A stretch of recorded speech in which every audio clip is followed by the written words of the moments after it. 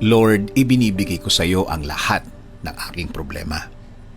Panginoon, salamat sa bagong araw. Salamat at ginising mo ako. Salamat sa mga bagong oportunidad na kasama ng araw na ito. Alam kong bibigyan mo ako ng guidance sa araw na ito. Panginoon, nasa gitna na naman ako ng isang araw na mabigat. Isang problemang nagpapagulo ng aking mga araw. Nagpapawala sa aking concentration sa aking mga gagawin.